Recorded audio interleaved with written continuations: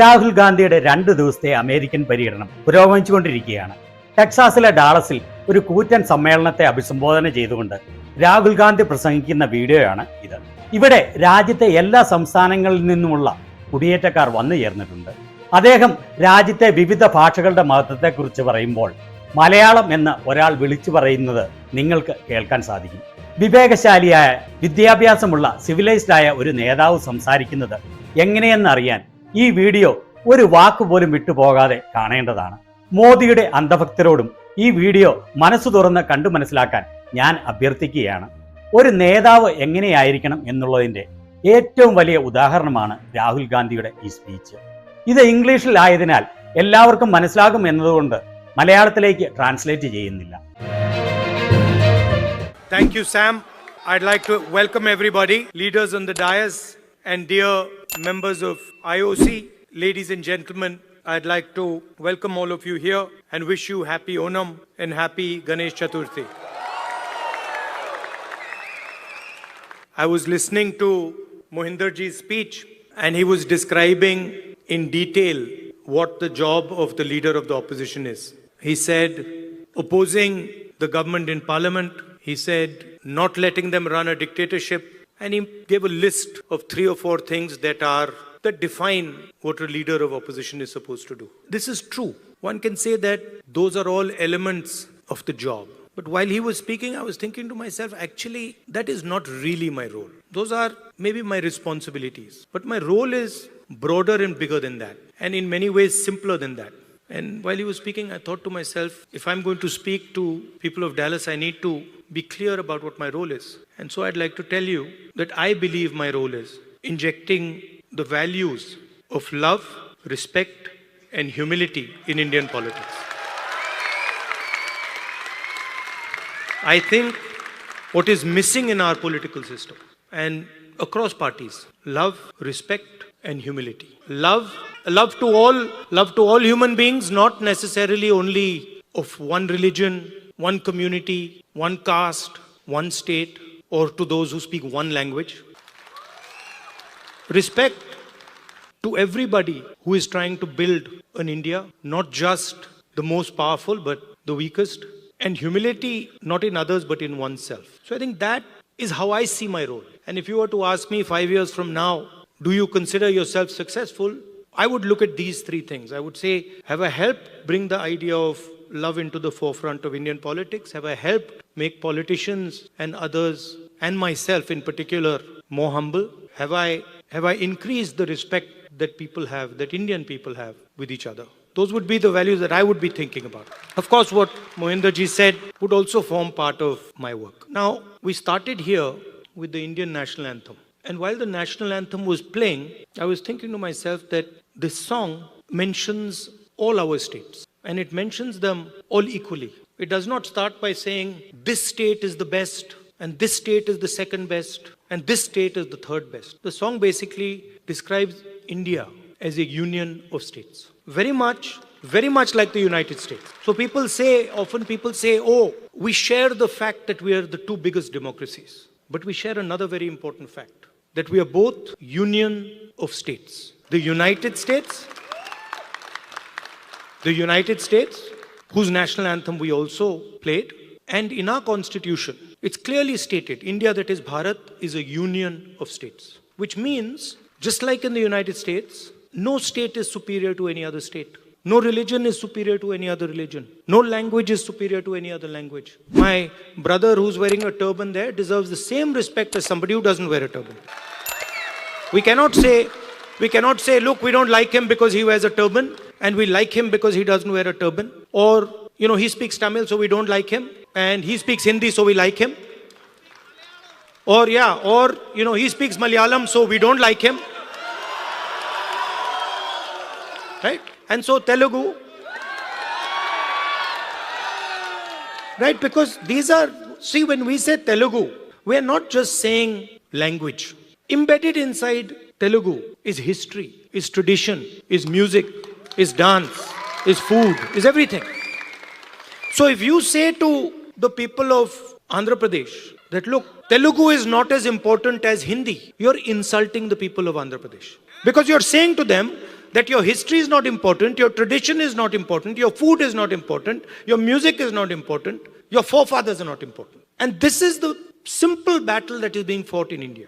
The RSS believes that India is one idea. And we believe that India is a multiplicity of ideas. And we believe, by the way, very much like the United States, we believe that everybody should be allowed to participate. We believe that everybody should be allowed to dream. Everybody should be given space, regardless of their caste, language, religion, tradition, history. This is the fight. And the fight was crystallized in the election when millions of people in India clearly understood that the Prime Minister of India is attacking the Constitution of India. Because what I am saying to you, union of states, respect to languages, respect to religions, respect to traditions, respect to castes, this is all in the Constitution. Every single word that I have said to you is in the Constitution. The foundation of modern India is the Constitution. And what people understood in the election clearly, and I saw it happening, when I used to raise the Constitution like this, people understood what I was saying. They were saying that the BJP is attacking our tradition, attacking our language, attacking our states, attacking our histories. And most importantly, what they understood was that anybody who is attacking the Constitution of India is also attacking our religious tradition. Right? And that is why in my first speech in Parliament, you must have noticed, when I described Abhay Mudra, the fact that this is a symbol of fearlessness and it is present in every single Indian religion. You can look, you go on the internet and you can see every single Indian religion. Guru Nanak Ji holds his hand like this. Shiva holds his hand like this. Every single Indian religion, the hand is a symbol of fearlessness. And when I was saying this, the BJP could not stand it. They don't understand. And we are going to make them understand. You see, and the other thing that happened that was very beautiful, that in fact I was amazed that it happened so quickly, was that fear of the BJP vanished, disappeared, gone. And we saw that immediately, within minutes of the election result, nobody in India was scared of the BJP or the Prime Minister of India. So these are huge achievements, not of Rahul Gandhi or the Congress party. We are peripheral. These are huge achievements of the people of India who realized, of democracy, of the people of India who realized that we are not going to accept an attack on our constitution. We are not going to accept an attack on our religion. We are not going to accept an attack on our states. Now finally, I'm speaking to people in Dallas. And who are you? You are people who have come from India. And the values that I have been describing, values of the Constitution, values of respect, values of humility, you carry them inside your heart. You have them in your blood. So when you came to this country, you did not come with arrogance. You came with humility. You did not come with hatred. You came with love and affection. And you did not come with disrespect, saying that, we are coming to America and who are these people? We'll show them. No, you came with respect. So inside your heart is respect, is love, humility. And you are our ambassadors in one way. You're the bridge between these two unions. United States of America and Union of States, which is written in our Constitution. And so you have a very important role, because the relationship between these two unions is going to determine the future of both these unions. The United States needs India, and India needs the United States. It's a fact. We cannot get away from it. So you have a very important role of being the bridge between your old home and your new home. Right? And in my view, you should travel freely between these two homes, and you should bring the idea of India to the United States and the ideas of the United States to India. Sam said that I had promised that I will go to Dallas. And it's true. But I would like to say that our trip was supposed to be longer, and we were supposed to go to New York, Washington, California, and Texas, and Chicago. And then we had to shorten the trip. And so I told Sam, look, I have promised the people of Dallas, so we have to go to Dallas. And so we included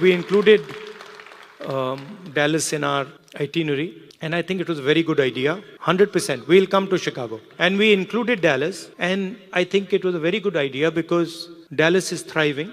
Texas is thriving. A lot of technology is moving here. And I can see that all of you are doing a tremendous job in raising the flag, raising the Indian flag here. So I'd like to thank you. And I'd like to also tell you that it's important that the ideas you carry of humility, of affection, of respect, you spread them in our community here and also among the people of India. Thank you very much. Namaskar.